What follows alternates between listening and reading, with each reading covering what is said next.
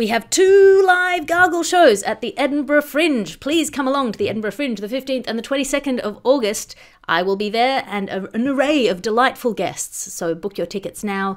Go to thebuglepodcast.com/live to buy tickets. This is a podcast from The Bugle.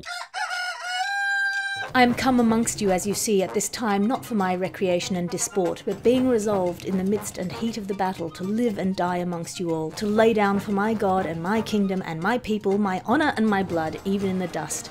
I know I have the body but of a weak and feeble woman, but I have the heart and stomach of the Gargle. This is the Gargle, the sonic glossy magazine to the Bugle's audio newspaper for a visual world. I'm your host, Alice Fraser, and your guest editors for this week's edition of the magazine, Josh Gondelman, welcome. Thank you. I also am feeble in body, so this is a good issue for me to guest edit. And Gabe Mollica, welcome. Oh, I'm excited to be here. I am feeble in body, but rich in mind at 8 a.m. in New York City, ready to go. I would have sympathy, but I've been working across time zones, so I have no sympathy. Mm-hmm. Time means nothing. Time is just a number that says how tired you are. I like that kind of as the conceit for the Gargle now, just like the Gargle, time means nothing. Just fully detached, Billy Pilgrim, unstuck. Your time means nothing to us, and we are promptly about to waste it. But before we pour the late-night port wine of this top story, we are going to have a look at the front cover of this magazine, which is Al Pacino, an 83-year-old, posing provocatively with a Zimmer frame made of guns and cameras that draw focus lines towards his crotch, having fathered a daughter young enough to be his great-granddaughter with a woman young enough to be his granddaughter. Josh, how do you feel about this? About Al Pacino's baby? Yeah. Oh, I think it's a lesson to men in their 20s that if you keep making your girlfriend sit down and watch The Godfather with you, there is a risk that they'll leave you for a cast member. So I think he's shots fired. He's letting you know. And this is a real, I've been thinking this all week. It's a real theory that I have. Like when you're 83 and you are the father of a baby, shouldn't that baby come out like 55 years old? Like small, but 55 years old. Yeah, that's babushka doll logic, right? You don't go big doll, tiny doll. You go big doll, smaller doll, smaller doll. It has to be proportionate. To age. Yeah, you can't go all the way from 83 to baby. That's too steep a gradient. Well, I know plenty of people who are the children of older parents, and they tend to be like slightly too mature for their age. Like they're sort of wearing, tweed coats with leather patches at the age of 9 or 10, and so you sort of think, where are they going to go when they're actually old? Mm-hmm. You know, they're going to be the oldest people alive. They'll be made of stone. How much older can you be? Gabe, are you an Al Pacino fan? Are you glad there's more Pacino blood in the world? I really am, and I keep imagining him and De Niro's kid hanging out, but I guess as Josh would say, they're 55. Instead of preschool, it's like a retirement home. They just get right into it. They're rich. Yeah. They don't need to work. Those kids never need to work. I love it. Yeah, all babies are born grumpy, but these are born like extra grumpy and kind of cynical about the world. I can't wait till one of them is old enough to like start a heist, like to do a heist, and the other one is old enough to track him down, like Baby Heat. The satirical cartoon this week is a couple, both wearing Apple's soon-to-be-launched $3,500 mixed reality goggles, and they're sitting on a bench together. One says, "This is so reasonably priced, this restaurant." The other one says, "I'm so glad they managed to make the metaverse work." The next panel zooms out to show the bench is on a dumpster, which is on a pile of landfill waste with spot fires running off into the distance. Other hills of garbage in the distance show silhouetted similar figures in similar goggles. That's our satirical cartoon for the day. Just mixed reality is always an upsetting phrase to hear, particularly when it's marketing bump. Yeah. I kind of want it all reality or all unreality. Don't pick and choose. This isn't martial arts. Don't mix them. Yeah. It's like Valley. It's too close. Yeah. Get it canny. We all have that experience when you're like dating or meeting a new friend where you're like, how much of this is real? Like I know some of it's probably real, but you can't tell. Yeah, I think it's a terrifying thing. That said, I have a friend who's an architect, and his whole architecture thing was building augmented reality worlds so that you could say, like, this is a boring town that I live in. I wanted to see it like medieval town. And so he built these like facades for every building in the town that he lived in different eras. So that is cool. That's like it's like very brilliant, right? The technical work, and it's like a very fun thing, and like, oh, cool. And then to me, it's like, that is such a thrilling thing for 50 seconds.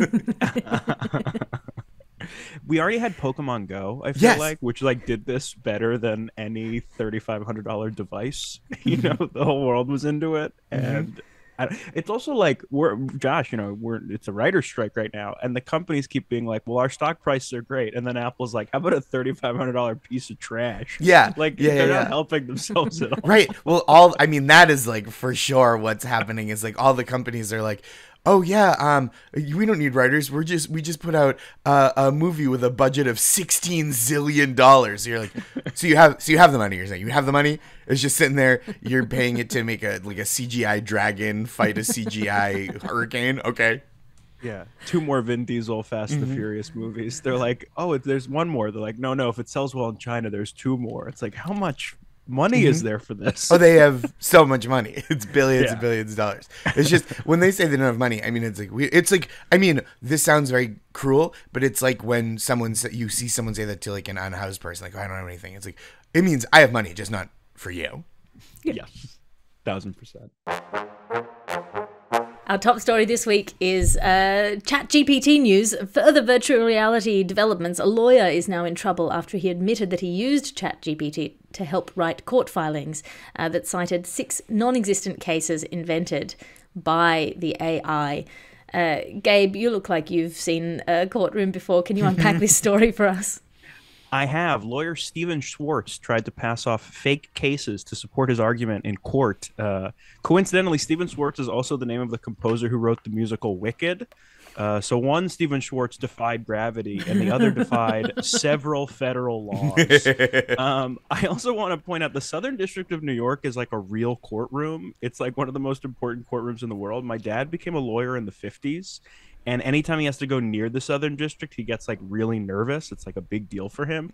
And it's funny to think that the person he's up against might just be like cheating on a final and popping Adderall. That these guys are just idiots. Schwartz apparently didn't know that ChatGPT could give false information, which is very funny to me. I feel like this is just what happened, and I kind of missed it in the early 2000s with Google, where people would be like, what do you mean there aren't hot singles in my area? It says so right on my screen.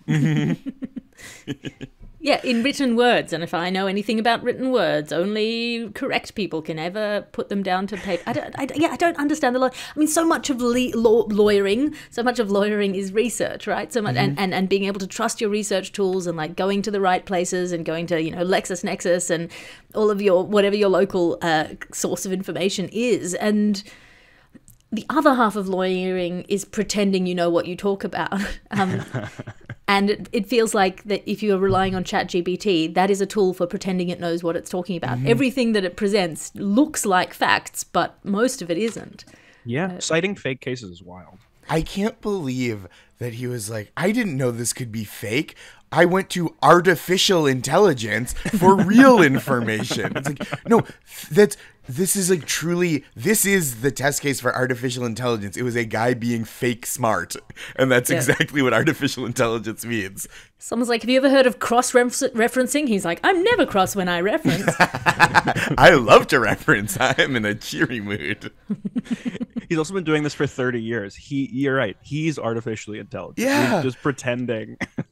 It's also like, this is one of the most gullible guys I've ever heard of, right? Like, it truly makes me feel like I'm his mom and he's like a 14-year-old. Like, if ChatGPT told you it was safe to jump over a cliff, according to a mostly fabricated peer-reviewed study of gravity, would you do that too? Like, that's really where I am with this guy. And he's facing possible sanctions, and he's lucky that he might get off with just a sanction, because one time a lawyer got the death penalty for doing this in the case of Wyoming versus McClanahan, a 1937 ruling that I just made up, but he would think is real.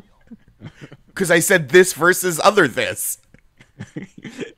I also love that the guy who made the oral argument didn't write the papers, so he's just being hung out to dry for citing stuff that just doesn't exist. It's like the worst group project ever. This is happening in high schools across the country and also the Southern District of New York.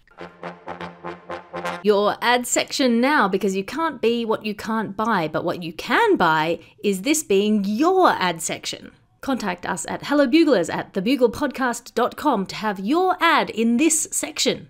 And this ad section is brought to you by Underappreciated Things. Have you ever wanted to get out of bed? Do you enjoy taking a few steps? Invisible and underappreciated, this episode of the podcast is brought to you by the human back. Have you ever really reveled in your back being fine? What a f***ing delightful invention. Like a sound guy, you only ever really notice when it f***s up. So can we all get a round of applause for Ped? Ped, can you insert a round of applause here? But don't cut the bit where I'm telling you to insert a round of applause because you have to do the work. In this episode... Please clap. Please clap, yes. Please clap at home. We'll know. If you've been investing in stock and don't know how to get the best out of it, you've come to the right place. Alice Fraser's Stock Options. Tip 1. If your stock is liquid, try adding rice or couscous. If it's too salty, dilute with half a glass of water at a time to taste. Half a glass of water, your stock solution. This is AI news. This is the news that AI will save ketchup. Which is being threatened. The sources of ketchup are being threatened by climate change, and artificial intelligence proposes a solution. Josh Gondelman, what is this solution? So this is huge. AI might do something actually intelligent because, like you said, climate change is imperiling the world's ketchup supply, which on the bright side could be the first thing that gets Americans to care about climate change. So this is going to be huge. Basically, tomatoes thrive during warm days, but require cool nights to grow. And a hot night is extra destructive because tomatoes haven't evolved to do that thing where you hook one leg up over the covers to regulate your own temperature.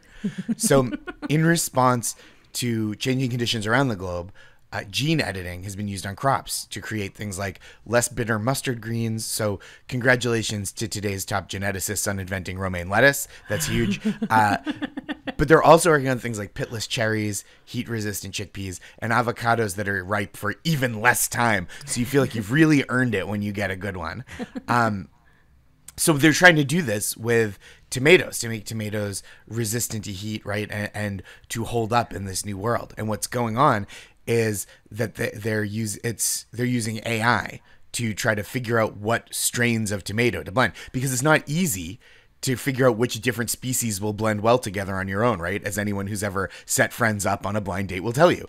So artificial intelligence is being employed. I thought you were going to say anyone who's tried to make a pig a jellyfish. That you can do if you're tenacious, you get a little red wine involved. The idea here is to accelerate the evolution of these plants by using AI to choose or suggest combinations to combine.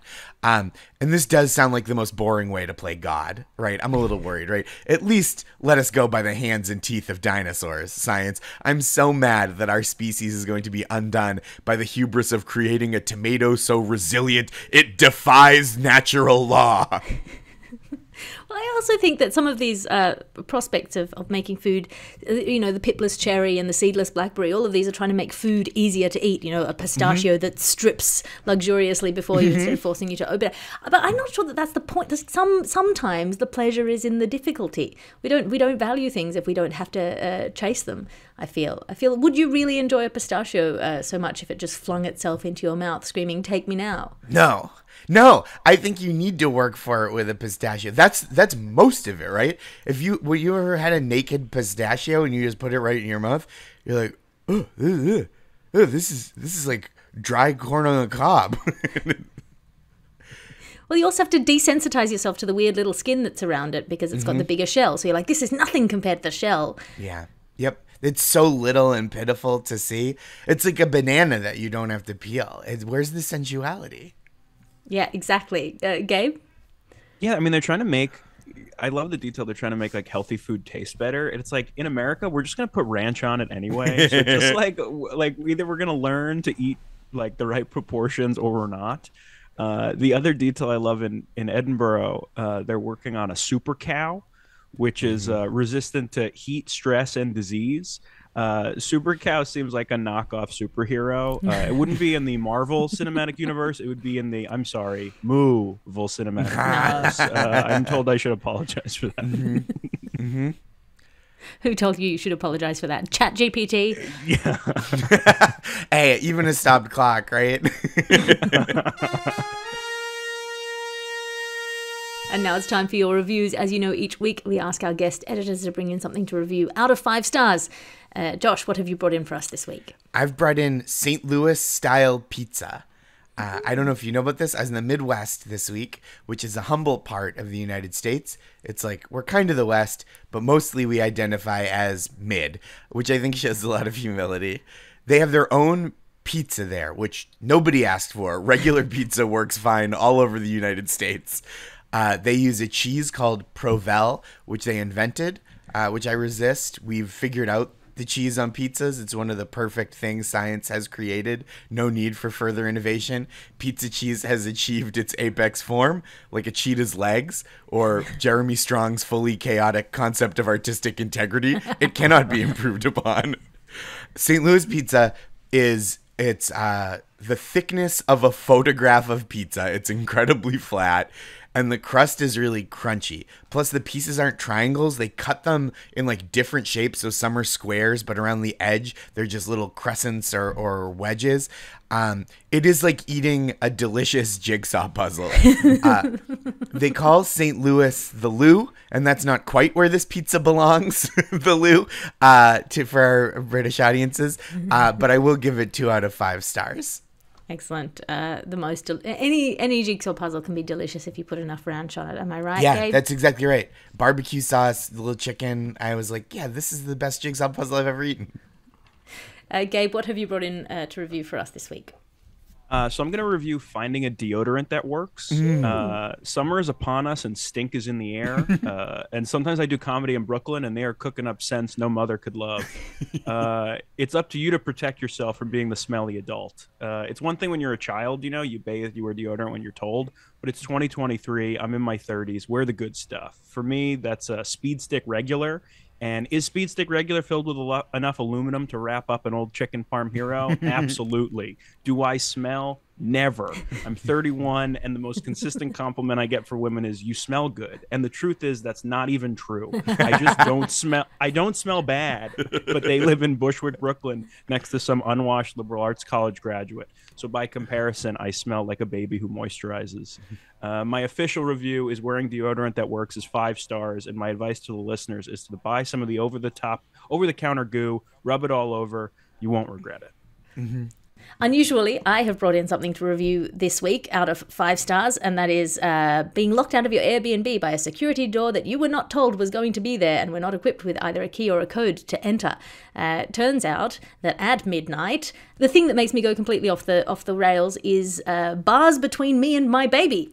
So if you've ever wanted to see Alice Fraser trying to rip a security door out of a concrete housing like a deranged chimp, you should go back in time to Saturday night, at which point a very nice lady from a few doors down said, "Are you all right?" And I burst into tears and I said, "I'm not all right." And she said, "Would you like to use a ladder to climb out of my basement flat's courtyard, and then you take the ladder up and go through the construction site that is the upstairs backyard, and then lower a ladder into your own construction site / basement courtyard?" And I said, "Yes, please," because that seemed like the sanest response. And then I did that, and now my back is f***ed. So, 1.5 stars for trying to rip out a security door, and the vaunted strength of the mother. Not enough to rip out a security door. Now it's time for the future of money. The bigger they are, the bigger they fall. It seems to be in the cryptocurrency space. The US has now finally sued the last big giant in the crypto space. Binance is under the hammer. You have a lot of fake money, Gabe. Can you unpack this story for us? I'd love to. U.S. regulators are suing the CEO of Binance, Changpeng Zhao, for operating a web of deception with regards to their crypto trading platform. The SEC alleges that Binance artificially inflated its trading volume, divested customer funds and misled investors and its market surveillance controls.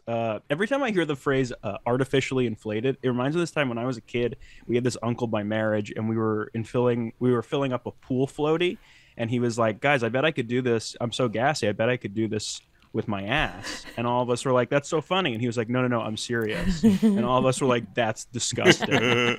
I think that's what Binance did to our economy. They were just like, wouldn't it be funny if I farted and money came out? The SEC alleges that Binance artificially inflated trading volume, so it made it seem like the price was fluctuating when it really wasn't. Binance responded in a blog post. This is my favorite. "We intend to defend our platform vigorously." And the second quote, very revealing, "Because Binance is not a U.S. exchange, the SEC's actions are limited in reach," which is always good. We're like, we didn't steal money from Americans, but even if we did, you can't punish me. You're not my real dad. Josh? Yeah, it's amazing.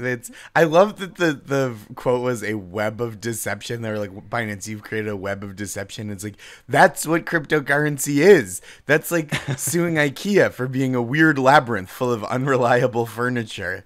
It's like not even an insult. It's just their business model. In the wake of the news, this lawsuit, Bitcoin has begun trading at its lowest value in months. Although there's good news there too. If you plan on spending your Bitcoin on goods and services, it's worth exactly as much as it was a week ago, which is nothing. It's still worth nothing. You still can't do anything with it. And specifically, I want to touch on one more allegation from this suit. The SEC alleges that Binance, they moved around customer funds basically to use for their own purposes, and one thing they did was they took funds from these accounts and they purchased a yacht, which is such a conspicuous purchase. Like, if you can't afford a yacht, don't buy a yacht. People will ask questions like, "Hey man, how the could you afford this floating city full of servants?" Yeah, when I read that he was the CEO was Chinese and Canadian, I was like, this seems like a crime an American would commit. This doesn't sound believable to me. Some people naturalize quite well. Mm-hmm.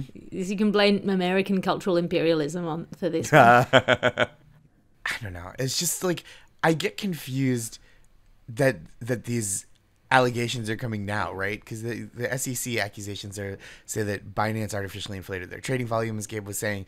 They diverted customer funds for their own purposes. And it's like, well, if they knew they weren't supposed to be doing that, they wouldn't have gotten into cryptocurrency in the first place. Like, we should just put up a sign that's like, oh, that's not allowed to do. Like, when you're a bank, you got to do bank stuff. You can't just loan people money like a mob boss or an unreliable friend.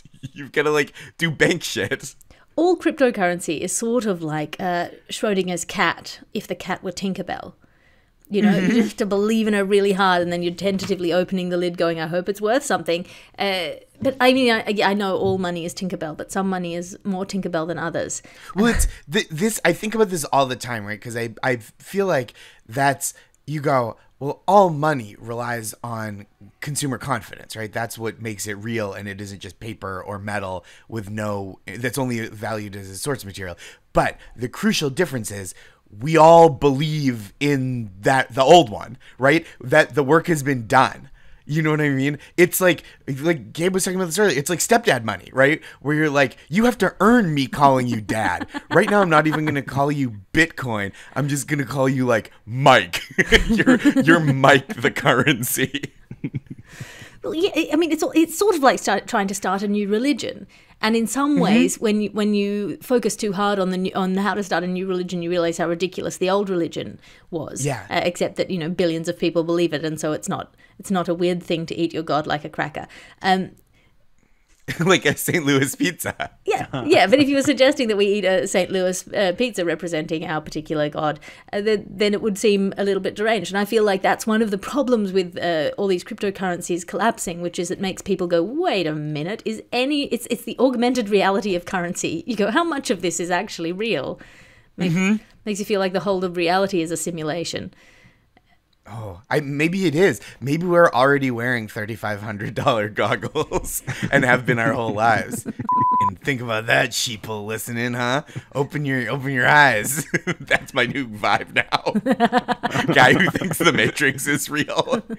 Josh has a lot more time on his hands since the strike. Oh yeah. I've been coming up with some theories. I've been doing some live streams. Just as long as you don't write them down. My 1.5-year-old has what I think is an imaginary friend, which or a real ghost. One of the two. I've either got a toddler who's haunted, or I've got an imaginary friend on my hands, and I'm not quite sure how to process it because she's too young to understand imaginary friends. You've got to be careful then, because she's at the perfect age to invest all her money into crypto. All crypto She doesn't know imaginary versus not imaginary. Yeah, maybe all imaginary friends are real ghosts. Or the seeds of new gods. One of the two. That's a beautiful. That's going to be a movie. Yeah, that's what I'm going to do. Instead of using ChatGPT to generate my ideas, as so many people seem to be doing nowadays, I'm just going to go to my toddler and riff off her jokes for my jokes. Like, what do you think is real? What's reality to you? And now it's time for your plant news. Plants apparently can detect when you are feeling them up. So take your hands off that tree, Josh. Sorry. I was dizzy. But that's what they all say. Scientists have figured out that plants know when you're touching them, which is either great news or terrible news for people who are sexually aroused by rubbing up against tree trunks. It's like, I don't know what they're into. Is it that the trees don't know, or is it that the trees might know? It sounds like torture for the plants. This really, it makes vegans seem like much crueler people, right? Because it is torture to be able to perceive touch, but not be able to go, hey man, what the f*** are you doing over here? When a plant is being touched, slow waves of calcium ions move through their cells. And when that touch is removed, a set of faster waves is quickly released. So that's how scientists could tell the difference. But of course, you already knew that because it's right there in the lyrics of the Beatles' 1964 hit, I Want to Hold Your Plant. No, don't. Yep, I'm sorry. Gabe isn't the only one that gets to do silly puns. We both get to do them. The study confirmed these results using tobacco plants.